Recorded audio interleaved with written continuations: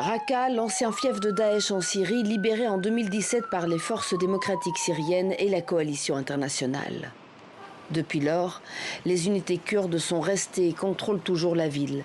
La cohabitation avec la majorité de la population arabe n'est pas toujours évidente, d'autant que certaines tribus locales ne cachent pas leur nostalgie du califat. Cheikh Ouaidi al-Shalash dirige l'une des plus grandes tribus de Raqqa. Il nous reçoit chez lui, entouré de membres de sa tribu et de notables locaux. Pour nous, en tant que musulmans, le califat, c'était normal. C'est vrai que les règles étaient très strictes, mais Daesh n'a pas fait de tort à la population. Pour le cheikh, sous l'État islamique, il n'y a eu ni exécution sommaire d'innocents, ni marché d'esclaves sexuels, ni viol de yézidis. Je vous arrête tout de suite. Il ne faut pas utiliser le mot viol. Il n'y a pas eu de viol. Des mariages, oui. Elles ont été mariées aux combattants. Mais utiliser le mot viol, c'est mentir. Combien d'hommes de votre tribu étaient avec Daesh? 100%.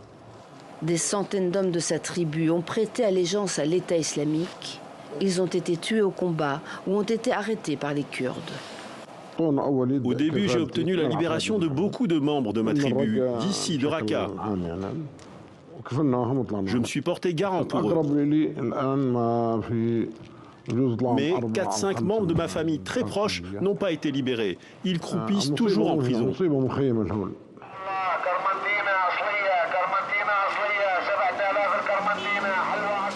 À Raqqa, il y a aussi des habitants qui ont résisté à l'occupation de Daesh. La famille Frage s'en souvient comme si c'était hier.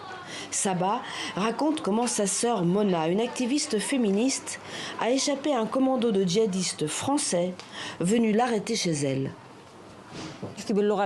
La djihadiste française parlait un peu l'arabe classique.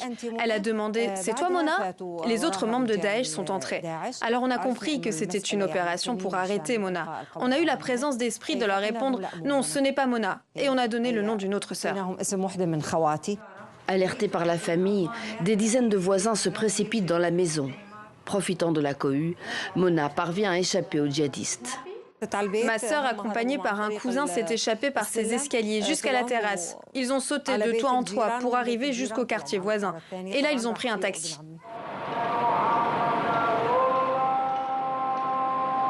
Mona passe clandestinement en Turquie, mais la famille Frege reste dans le collimateur des émirs de Raqqa. Le cousin est arrêté et torturé. À la libération de la ville, aussi surprenant que cela puisse paraître, Saba s'engage pour la défense de ses ennemis d'hier. Au siège de son association féministe, Saba aide à la réinsertion de celles qui ont collaboré de près ou de loin avec l'État islamique. Le mari de l'une était comptable de Daesh, l'autre entrepreneur. Ils auraient tenté de fuir le califat à plusieurs reprises. Le califat nous a été imposé. Nous, on vivait tranquillement à Palmyre sous le régime de Bachar et puis les djihadistes ont envahi la ville. Il y avait beaucoup de combattants étrangers. Nous, on était impuissants. Personne n'osait protester. Aujourd'hui, le port du niqab n'est plus du tout obligatoire, mais par conviction religieuse, elles préfèrent le garder, même si cela complique leur réinsertion dans la société. On me traite toujours de Daesh. On m'accuse d'être membre de l'État islamique, notamment quand je fais les démarches pour obtenir une carte de résidence. On me demande « Tu soutiens Daesh ?» Je réponds « Non, pas du tout. Je peux soulever mon niqab. C'est pas parce que je porte le niqab que je soutiens Daesh. » Malgré sa patience et son engagement, Saba ne parvient pas à déradicaliser toutes ses élèves.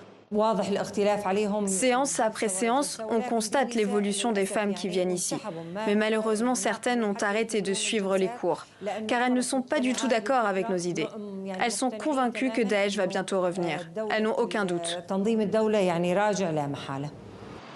Après la dictature de Bachar et le califat de Daesh, les Syriens sont aujourd'hui confrontés à un autre défi, celui de la réconciliation.